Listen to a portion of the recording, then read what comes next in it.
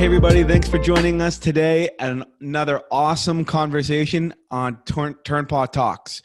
Today we're going to be diving into a highly influential topic that's very much out in the main media, which is gluten sensitivity and differentiating that between celiac disease. So we'll be diving into, what gluten sensitivity is and how it differs from celiac disease, what symptoms that you should be aware of, and then if this may be you, what steps you take moving forward, whether it's in testing and or treatment. As always, I'm here with the man, the genius, Dr. Turnpaugh. How are we doing, Doc T? I'm doing great this morning. How you doing, Doc? I couldn't be better. Talking about some great information, giving knowledge here with you on this wonderful Friday morning. Wouldn't want to be anywhere else. So Dr. Turnpaugh, I know you see we see a fair bit of patients with digestive complaints. And I know one of our staples here at Turnpaugh Health and Wellness Center is the fact that our very first appointment with all of our new patients, we make it a priority to talk about nutrition and to implement nutritional changes. And I know with all of the doctors in the office, one of the staple is bringing attention and awareness to gluten sensitivity in the highly likelihood of driving inflammatory cascades with a food that contains gluten. For our viewers, can you just dive into what gluten is? What is gluten sensitivity? What does this word gluten have to involve? Sure. Well, let me digress a little bit more and say that the reason we discuss diet so much and so early on in the patient's supportive care is it's a huge influence. It's other than the air we breathe, it's the number one environmental influence that we put in our body, right? So we're constantly putting food in our body. And if we think of our digestive system as a tube that's folded into us, so it's really a tube that goes through us, making it an external environment. Even though it's inside of us, it's a tube that goes through us. So we're constantly putting, it's as if we're constantly putting stuff on our skin, but we're just fold it in. And so we have this incredibly complex internal tube that goes through us, our digestive system. And what we bathe that tube in is important. We have sensors on there, and those sensors say, hey, I like you. Hey, I don't like you. Hey, this is good. Hey, this triggers a response. And it's really a border, and it's like border patrol. Hey, this person has a visa, this one doesn't. This one's looking for, some relief. This one's telling me to help. This one's telling me to fight. So we get these constant messages going on. And then we talk about gluten. And the reason we talk about gluten is a piece of, or a peptide, which is a part of, like wheat. It's in other grains as well, but let's just stick with wheat for simplicity. If this was wheat, a piece of wheat is gluten. And that is a piece that can trigger or send a message through the body that says inflammation or attack or all kinds of different messages. So gluten is a piece or a peptide of a grain molecule that when we ingest it and break it down, the body does a lot of stuff with it. It's designed to deal with it. And, and some people can't tolerate it.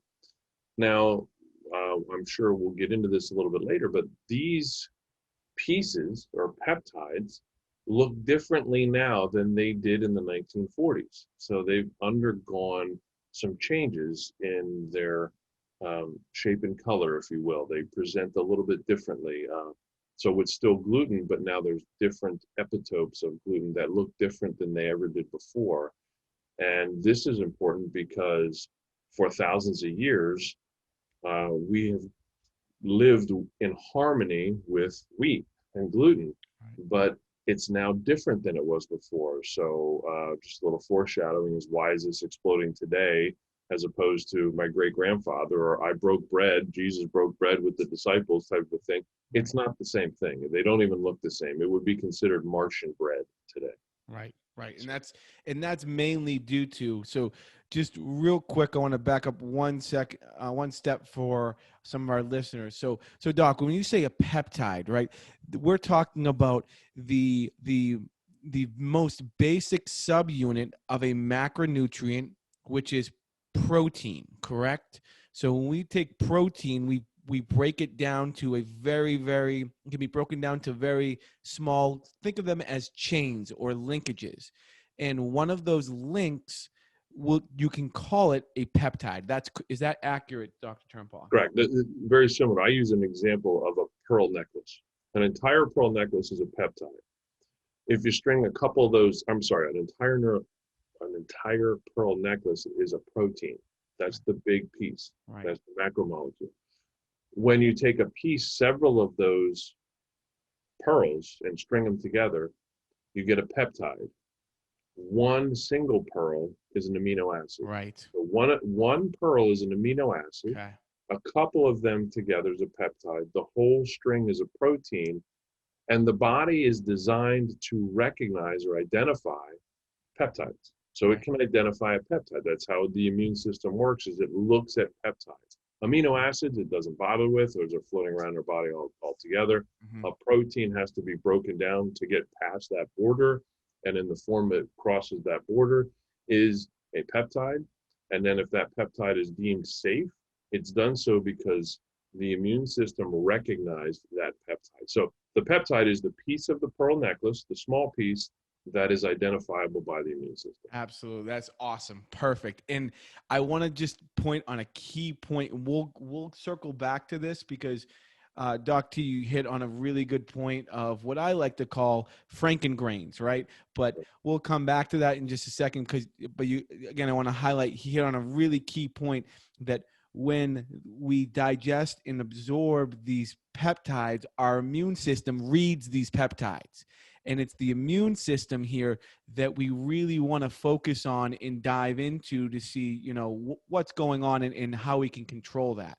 But let's go back here because you mentioned, like you said, Jesus broke bread. We know why weren't people sick, hundreds and hundreds of years ago, because we commented that these grains have now been hybridized so many times. And when we say hybridized, just basically think about, scientists have gone into a lab and they've played research and they played Frankenstein on these grains, and they've hybridized them and changed them so that one, they could be produced easily, two, they could be produced cost effectively, and that we're able to to cover them and grow them in much easier ways in much larger spaces.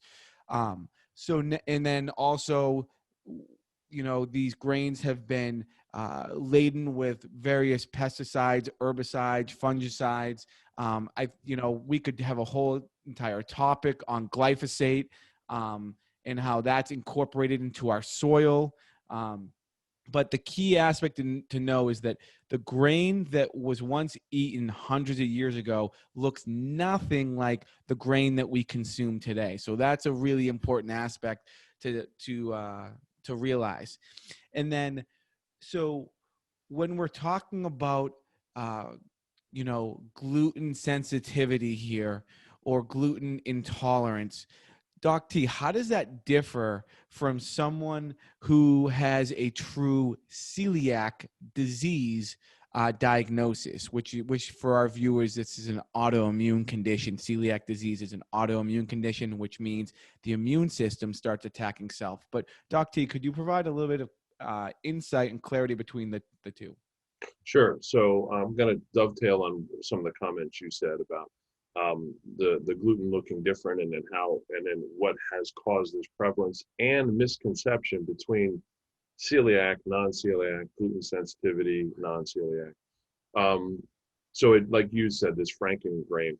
So think of what they've done is hybridized, which is different than genetically modified, because I know a lot of people say, well, it's organic. Well, there's a difference between genetic modification and hybridizing. So as you said, hybridizing is kind of like breeding a Great Dane with a Chihuahua 6,000 times in 1 year to get a new dog. It's still called a dog, but it's never been seen before. And so something that our bodies have never seen before, it's likely to say, hey, I don't know if I'm going to let you in. I've never seen you before. I don't know who you are. So celiac disease has been around for a long, long time, but the prevalence has increased. So our immune system's awareness of gluten has increased over time. This happened in the 50s.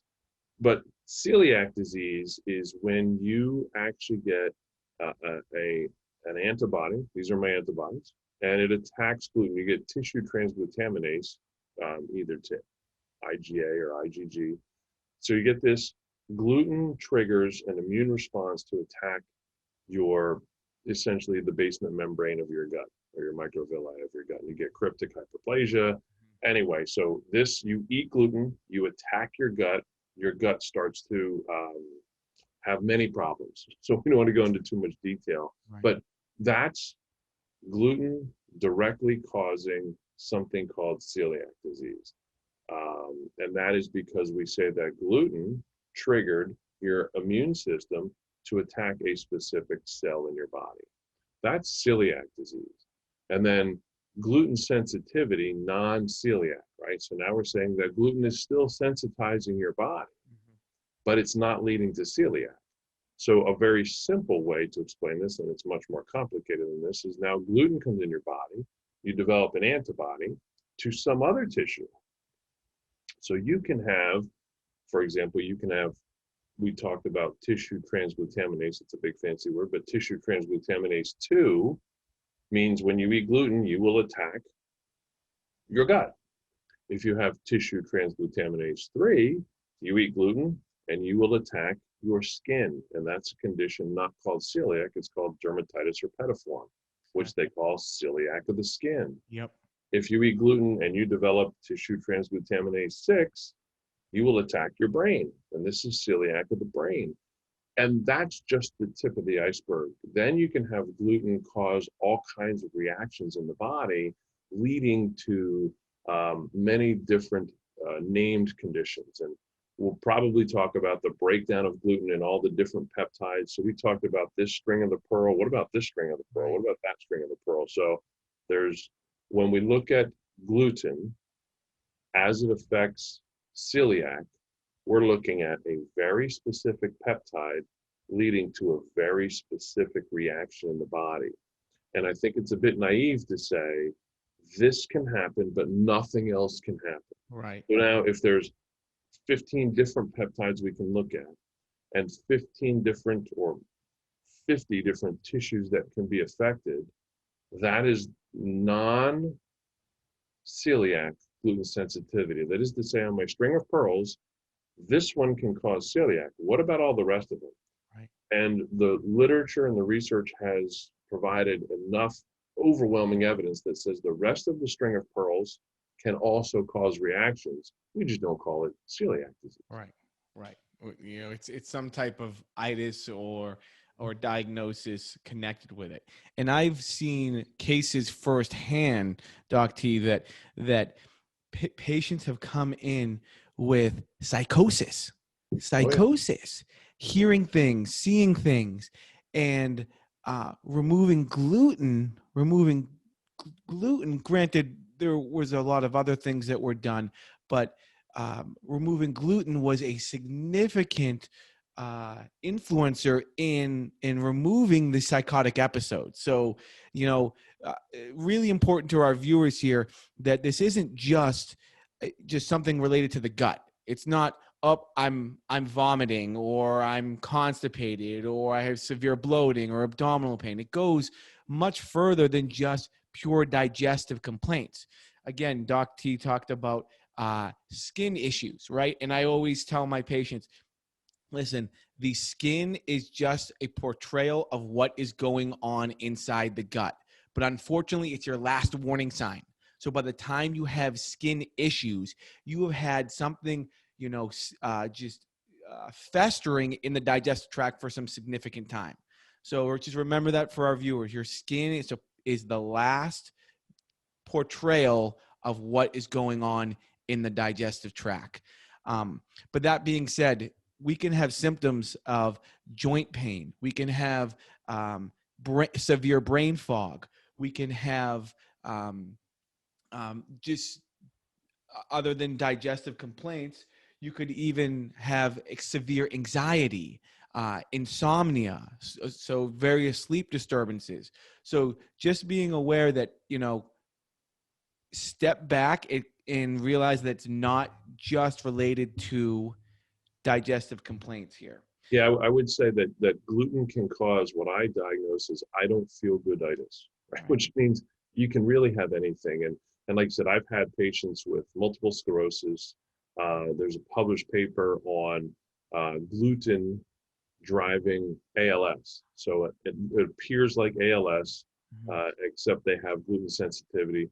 So non-celiac gluten sensitivity can lead to conditions that mimic ALS, MS, eczema, scleroderma. But I think you hit the nail on the head. Before we get to those named conditions, you have anxiety and depression and poor sleep and things that aren't necessarily named. And you hit a great point. Our skin, if we fold our skin in and make it very, very special, that's our digestive system. So what's going on there? And if you have an irritation in your body, we think of it as just skin, but if you rub something on your skin and you have an irritation and then you say, well, that probably doesn't have anything to do with it. That's what we're doing when we eat. We're eating something and causing an irritation in our body. And it's a bit naive to think that what we're doing to our gut isn't affecting the rest of our body, right? So very simply, even though it's not a mechanism of ours, people get headaches and they take Advil. Well, there's a relationship between what goes on in the gut and what goes on in the body. Now we think of that as like, okay, I have something in my head, I'm going to take something in my gut. So what makes us think the reverse isn't true? If I put some toxin or irritant or peptide that my body doesn't like in my gut, what makes you think that can't have an effect on brain or skin or energy or libido or whatever you want to call it? Yeah, your hormones. Right, exactly. And so again, a lot of that stems back to the immune system. But just for clarity here for our viewers, Doc, if someone is thinking that they have celiac disease, well, wow, that sounds like me. What steps should I take, or what is my next move here? What would you say, Doc, to that patient? Well, there's a couple. I don't think that every single person on the planet needs to be gluten-free. So I want to go out there and say that, because everything, oh, you just think everything's gluten. I don't. I don't think there's any biological need for gluten. I don't know that it's like an essential piece of our diet, but I don't know that everybody needs to be gluten-free. So I think that that's something, I think everybody could be, and we'd be a healthy planet, healthier. So if you think you have gluten sensitivity, there are several steps you can do. The first thing and the cheapest is don't eat it. Now, there are some caveats to that, because if you don't eat it and you have a lot of tissue damage, so if I take a knife and I cut my arm, right, the answer isn't just take the knife away and don't cut my arm. It may need stitches to heal. Right. So if your gut or your body's irritated by just taking gluten away, sometimes you need to then go in and repair the damage that was done. So that's an important piece. Some people say, I gave up gluten and I didn't feel better. Well, two questions I have when it comes to that. Did you take it away for 12 weeks? Because if you took it away for a week, it doesn't matter, because the immune system has a lag time. And two, was your cut from gluten deep enough that you needed stitches? And what I mean by that is, was the damage you did severe enough that you need extraordinary measures to repair the damage that was done? So the first thing you can do is you can cut out gluten and see how you do. But if you want to cut it out, at the very least, give yourself 6 weeks. 6 weeks of gluten-free. Don't give yourself a week or two. Yeah. Then there's the standard traditional inside the box testing, which we alluded to, which is the celiac testing, the tissue transglutaminase 2, IgG, IgM. There's anti-myosin antibodies. You can do a biopsy and see if you have crypt hyperplasia, which is a fancy way to say, if this is my membrane in my gut, there's little hairs that stick up on it, and the food comes across it. If they start to decay, or they start to atrophy, we can have issues. So they take a piece of the tissue, they look at it under a microscope, and they say, this is what's going on. Those are diagnostic for celiac. And I know you have tons of patients, and I do. They say, well, I've already been checked for celiac or gluten sensitivity. So those are the easy ways to do it. You can cut it out of your diet, see if it's helpful. You can go to gastroenterology, they can run the test, or we run the blood test in our office as well. We just don't do the biopsy. And then you can have a biopsy. And then many times what they do is they do the biopsy, they tell you to cut gluten out, they tell you to reintroduce gluten, and they do another biopsy. But there are more extensive tests. So if we look at gluten, or if we look at wheat, and we just look at alpha gliadin, right, or the one piece, that's going to lead to the end product of celiac disease. But there are many pieces we can look at. So I like to point out there's alpha gliadin, and then there's omega gliadin. There's a bunch of them, and we can go over all of them. There's additional testing that can be done through different labs. The two most comprehensive labs are, one is Cyrex Labs, and they have different what's called arrays. So Cyrex Array 3 looks at all the pieces, parts of gluten. And then there's Vibrant Labs, and they also look at all the pieces, parts of gluten. And so instead of just looking at the one piece, they look at all of them. I like to point out at this point, because it's what happened to me, there's something called omega gliadin. So that's not the alpha gliadin, that's a different piece. Omega gliadin leads to a condition which we have documented in the literature called WEDIA, wheat-derived exercise-induced anaphylaxis, which most of us call exercise-induced asthma. So if you have omega gliadin, it leads to wheat-derived exercise-induced anaphylaxis, which is exercise-induced asthma or asthma. That's what I had growing up, and nobody could figure it out. So I had a gluten sensitivity that didn't lead to celiac disease, but led to asthma, which was worse when I exercised. So I had exercise-induced asthma, which is most people are very common with. And we've seen an explosion in asthma. In the 70s, it was considered not really a disease, and now everybody seems to have it. And to think it's not tied to the food, it's already been documented tied to the food. So a long roundabout way to answer your question, there's the simple way, cut out gluten. There's you go to your regular allopathic PCP or a gastroenterologist, they're going to run just for celiac. Then you can expand that into looking at all of these peptides, or look at the entire string of the pearl necklace and see which peptides you're reacting to. And then there's another piece to that. There are compounds like something called gluteomorphins. And so if you get a gluteomorphin, this is an opioid response in your brain. So when you eat gluten, it creates almost like a heroin response. And so you become addicted to it. And when you try to get off of it, you feel terrible. I have a story of a patient. She's one of the strongest patients I know. When she got off gluten, she laid in her kitchen floor for 5 days, sweating, going through essentially heroin withdrawal as she got off gluten, and she got over it. But that's the type of extreme reactions that people can have. So there's gluteomorphins, there's also lectin, the lectin portion, which is sprouted. So people say, oh, I have Ezekiel bread or sprouted. And I'm like, well, that can still react to you too. So if you really want to know, what you do is these expanded tests, the Cyrex or the Vibrant tests, which look at the whole piece of the wheat pearl necklace.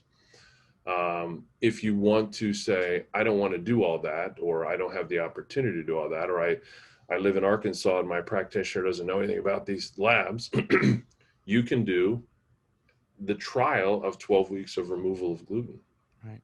Right. And I would say, give us a call. We do telemed. We'll take care of you if you're out in true, Arkansas, yeah. Good point right? there. We'll take care of you. So give us a call. But I want to go back just a little bit here. That was awesome, Doc. That was great. Just go back. So because we pride ourselves in looking at both sides, the holistic or naturopathic side, and as well as we got to know the allopathic side, because we need to be able to talk shop with our cohorts.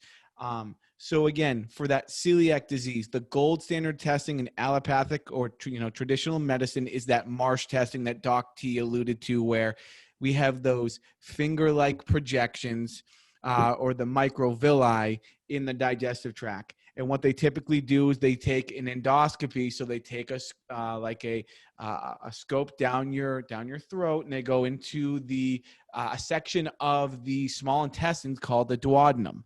And what they'll do is they'll take several clippings of that microvilli, that villet, the microvilli there, and then they categorize it on 3 categories. Marsh, which you used to call Marsh typing. And typically Marsh type 2, Marsh type 3, which has 3 subcategories, A, B, and C, that is highly indicative of a celiac condition.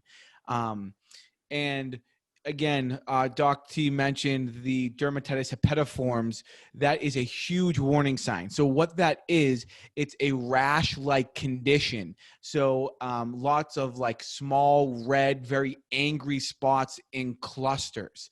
They can form in various areas on the arms, on the chest, on the abdomen, on the thighs. But it's very vibrant red, very agitated, and they would get even more agitated with gluten exposure. So that, just going back, that's the gold standard, is the Marsh testing. Then Doc T talked about us, expanding our look instead of being here, and expanding not only from gluten celiac disease, but non-celiac gluten sensitivity. And we talked about the Cyrex and the Vibrant. There's one aspect that I love about the Vibrant panel, is that the anti-fusion IgG and IgA antibody that gives you early warning signs. So I love that. Like I don't want to catch you when you've already fallen off the cliff. I want to grab you before you've jumped. So I love any type of early indication that I can get that we're eventually heading down the path of disease. A couple months from now, a couple years from now, I want to prevent you from getting to that path of disease. And then also, what I love from this is we get some indication of intestinal permeability in the wheat zoomer. So we get to look at the zonulin and the you also get to look at your zonulin and your actin in the actin. So what these are basically, like, think of them as what I tell my patients, it's your brick and mortar in the digestive tract, right? So the zonulin and the actin help to keep what we call tight junctions, right? And just like with anything, we don't want to see brick and mortar in our blood. It should be intact. We shouldn't see pieces floating around. So that gives us an early indication if that brick and mortar is starting to become damaged, and allowing now for these peptides to further get into our bloodstream and activate our immune system. You want to comment anything on that, Doc T? Well, just I think that's an excellent job. The testing that we're doing is pretty detailed, and it will. So if you come back with this test and this shows that you are negative, then we could say you may not have a component of gluten sensitivity. Also, like you said, you did like the fingers together, and this is your border patrol. Right. I try and do it with my knuckles, because up here is your food, down here is your immune system. And so what happens is it opens up a little bit to allow nutrients to come through. Right. But when you get leaky gut, it opens up too much, and now things come through that aren't supposed to. And the problem with that is gluten is the peptide, so it can sneak through even when there's a little hole. Gluten is designed to come through that. It's we deaminate it ourselves, but it's designed to come through this little channel. But then when it opens up a caveat for other foods to leak through that are not a problem in small pieces, but when they're able to leak through in big pieces, they become a problem. And so this opens up the cascade of gluten started it, but now, the cat's away, the mice will play. Now other foods, and these are patients that say, I can't tolerate anything anymore. So I think it's just, we have this lock system where it opens up and shuts and opens up and shuts. And so full circle back to you say, what can you do? For those people that cut gluten out of their diet and don't get the full testing, Right. they may not get better because they have leaky gut. Mm-hmm. This is what I was alluding to. You did a great job of pointing it out. So if gluten sensitivity started the problem, which led to leaky gut, and then I cut gluten out of my diet, but my gut is still wide open, Mm-hmm. I still have symptoms. And so these are the people that unfortunately think I cut gluten out, it didn't make a difference. But you didn't see someone that helped you repair your gut back up. Right. Right. So I think it's important to know takeaways. Gluten isn't always celiac. Gluten can lead to skin, brain, other problems, anything, joint pains, inflammation, brain fog. Gluten can be the tip of the iceberg. So if gluten caused leaky gut, that opened up the doorway to so many other things. Mm-hmm. And then just cutting gluten out isn't the answer. So I just want to impress upon the listeners that gluten may start it, but gluten may not be your sole answer. And to your point, a phrase that we use a lot in the office is we want to get to it before it gets to the patient, right? We want to get to it before it gets to them. Right. What is it? Whatever the triggering event is. Right. So we want to get to it before it becomes pathology. Right. So to your point, some of these tests, these early tests shows, hey, there's some warning signs here. We got to do something. We better pivot with your health. If we don't pivot, the road we're headed down is not a good one. We want to get to it before it becomes a big deal. Absolutely. Well said. And then, so for those patients, again, we'll wrap up with this here. I want to provide just a little bit more nuggets of knowledge or actionable items here. So for that patient who's at the point where gluten has damaged that tight junction, and now instead of being able to contract here, we're now here. And now we're letting other larger proteins get into our bloodstream and stimulate our immune system. So the key here is, number one, let's try and remove. Now when we're here, we had to remove probably just gluten, maybe a couple other inflammatory foods. Now, since we're here, we got to take a big step back and be hyper vigilant about what we put in our mouth.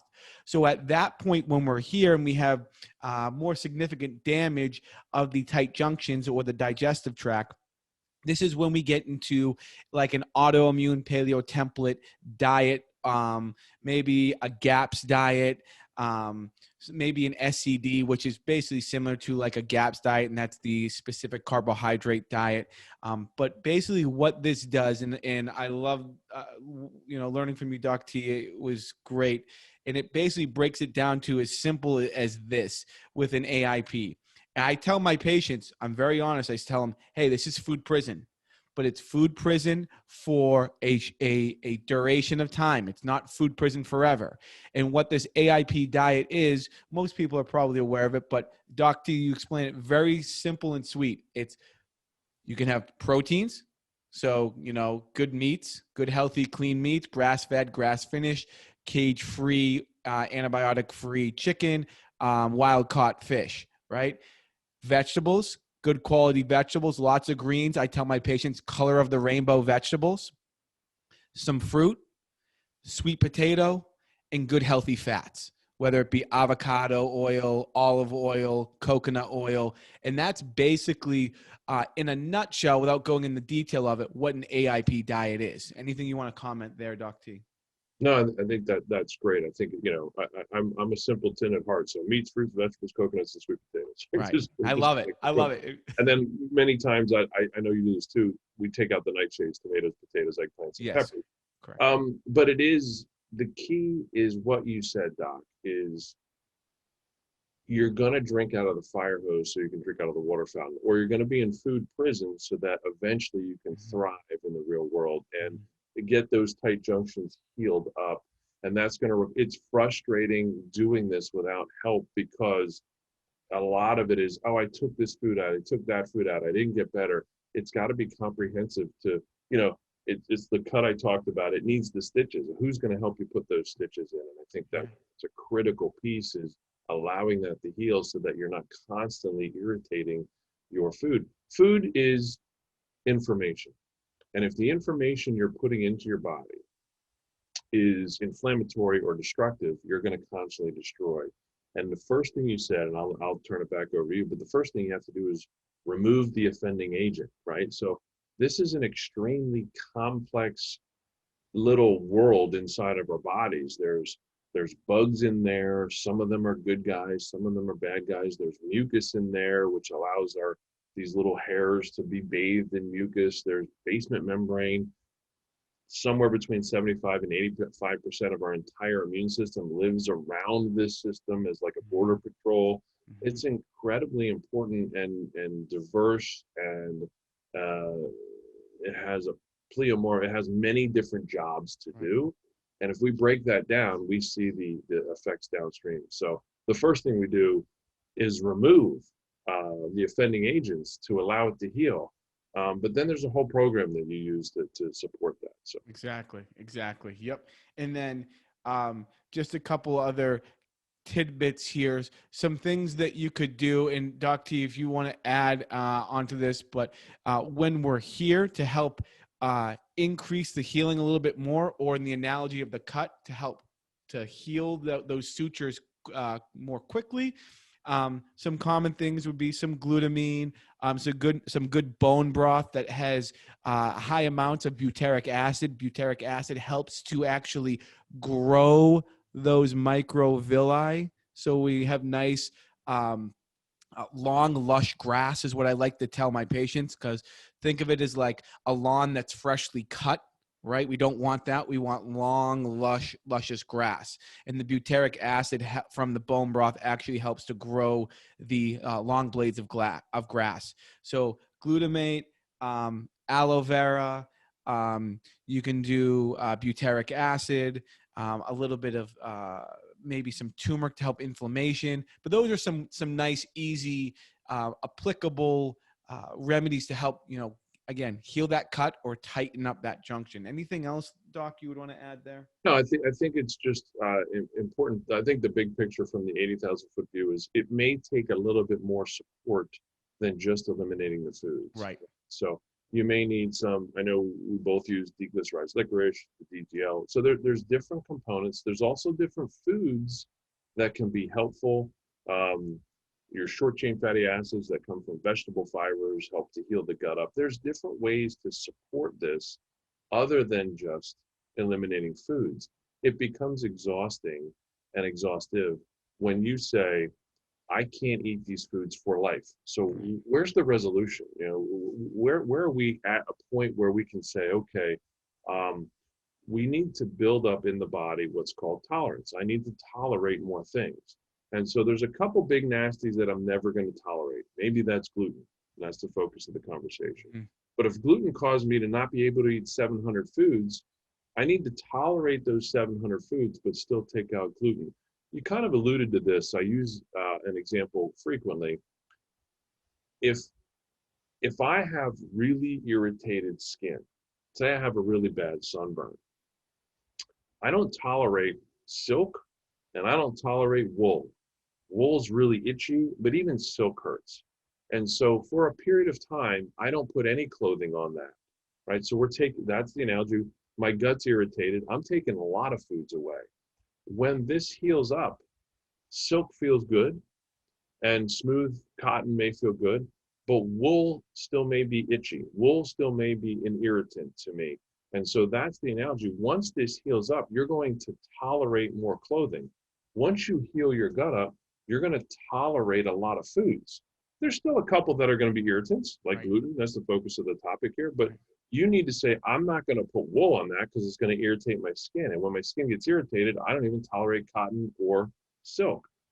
If we do that same analogy with gluten and we say, I'm going to take gluten out and let that gut heal up, then I'm going to be able to eat a lot of these other foods. But if I start eating gluten again, I'm going to get that irritation again. I'm not going to tolerate any foods again. So it's removing the offending agent, repairing the gut, repairing some of those things. So just gluten is the tip of the iceberg. And it is the first, I'm sure, many talks will do about foods and gut health. But if you're not aware of gluten, you're not going to probably solve the rest of the picture, right? So if gluten is involved and we ignore it, that becomes the elephant in the room. If you don't get rid of the elephant in the room, it doesn't matter what else you do. Right. So gluten has to be at least thought about or considered as a priming agent to the rest of your healthcare crisis. Right, exactly. And a priming agent to this immune activation or any other said autoimmune condition that you've been now labeled with, right? So I think that's it on my end, Doc. I think we covered everything and that I wanted to cover. I think it was very informative and very helpful, and brought some awareness and key points to people that might already knew about, non-celiac gluten sensitivity and celiac disease, and brought a couple, key pearls that even heighten their awareness and knowledge. And again, the key aspect here is that just because you don't have celiac disease doesn't mean you're not, possibly not reacting to gluten.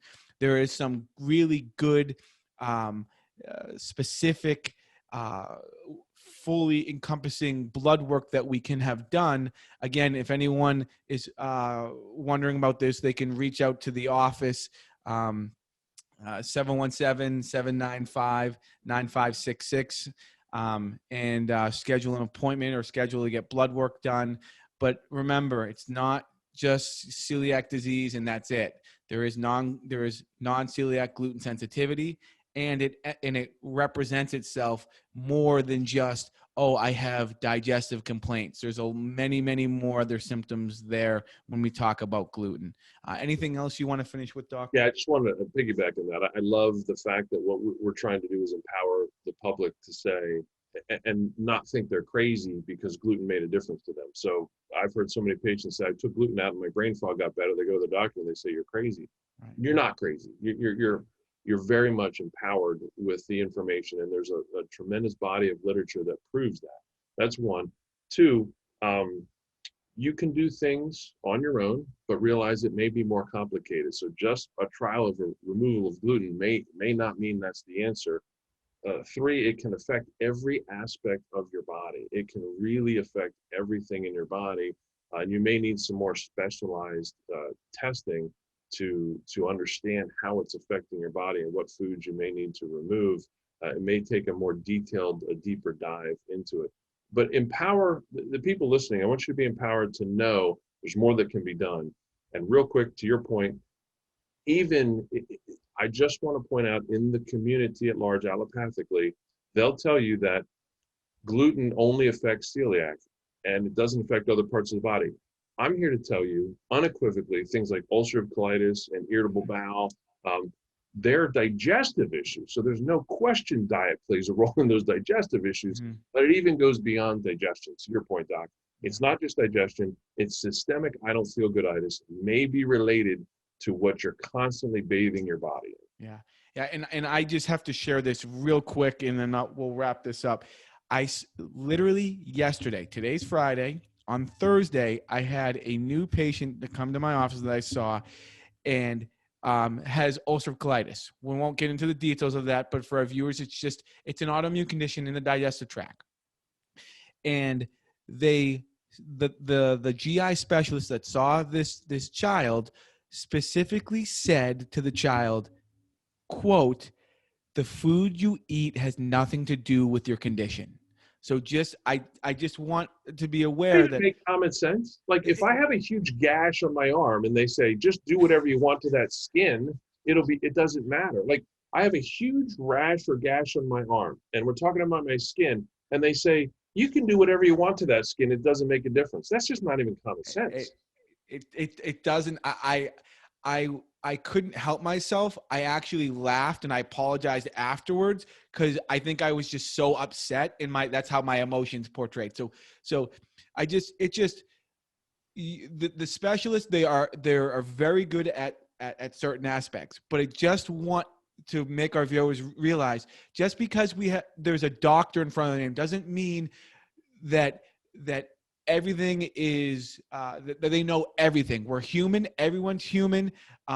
We're impervious to mistakes. But just realize, do your homework as well, right? Do your homework. Empower yourself. Empower yourself to own your health, right? I think that's well said. Yeah. And the takeaway is what you constantly bathe your body. We've said forever, you are what you eat. Right. Well, your body reacts to what you eat. Right. It's a little bit naive and sophomoric to think that what you eat isn't going to affect your health. I mean, it does in every other aspect. Yeah. So Yeah. Awesome. Awesome, Doc. Well, as always, I appreciate your time. I know you're extremely busy.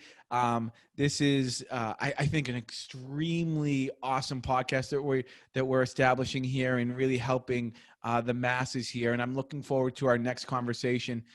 Thank you to our viewers. Thank you for your time. And again, if you're interested in getting this blood work done, call the office, go to our website, www.turnpaughhwc.com. Again, that's www.turnpaughhwc.com. And don't hesitate to reach out.